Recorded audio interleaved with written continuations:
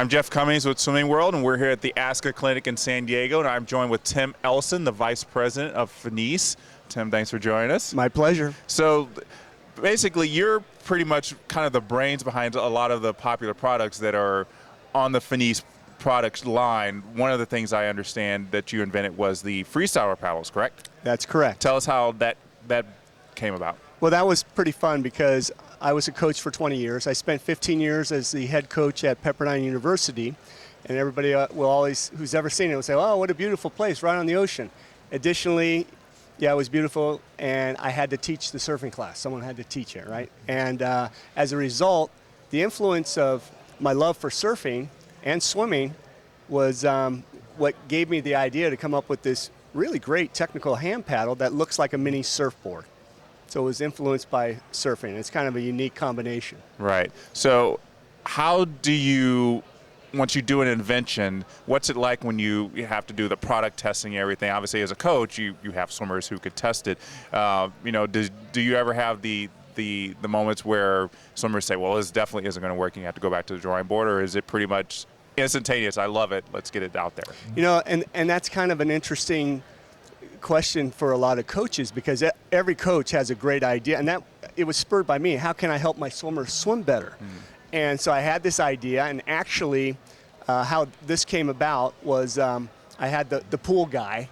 You know, everybody's got a pool guy that's kind of handy with tools, and he made a couple prototypes for me with an old plexiglass plate from a pace clock and the jigsaw and some surfboard resin, and we made some prototypes. And then I said, hey, you know what, I'll give you a half of my non-existent company if you will do this for me. And he said, sure. And then my brother was an engineer, and he helped with the patent. And then we all chipped in some money and got a mold. And that's when I started, I had a finished product with a mold and a patent. And then I became pretty marketable. And the newest thing that you've invented is called the Swim Sense. I've actually tried it. It's a pretty remarkable thing, pretty much everything you could ever need on just a wristwatch, pretty much. Well, yeah, and I have to correct it. I wasn't actually, I really wasn't part of that project, but one of the nice things about being a former coach and working for a company like this, I get to try everything. I have had influence on a number of products, but this particular one, I can't take credit for it, but I'll have to say, it's pretty cool. Now, I've been swimming with it for several months, and this is actually, we've been out for about half a year, and the initial phase really was geared more toward triathletes and fitness swimmers and master swimmers. And the cool thing about it is just a wristwatch, but it's, and I'm not an engineer at all, but it has a couple accelerometers and a magnetometer, and it senses motion, and it's able to collect data. And the only drawback was, and I started swimming with it a couple months ago, if you're going to go 1050s, you had to start and stop the watch on each repeat. Well, you know what, that's not the end of the world, but if you're doing, like 8100s with 3 seconds rest, it's not going to work. No one's going to want to do that. But for something where you're going to, maybe it's a test set, you're going to get a minute rest, it's not that big of a deal. The fun thing is, as soon as you get out of the water, you go back to your computer and you plug it in. Wow, there's my whole workout. It's very cool. I can see the times I did on every swim. I can see how many strokes that I took. I can see my distance per stroke. I can see my stroke rate. And it does it in all these really spectacular graphs. And it's really fun to analyze your swim so quickly. Now, the big thing is that finally, we were telling the engineers, this is really a great thing, but if we're going to really get into the coaches and competitive swimming, they don't want to push the button every time they push off. And you know what? As of about 2 weeks ago, you don't have to push the button. Great. So the last 2 weeks, I've been swimming with it.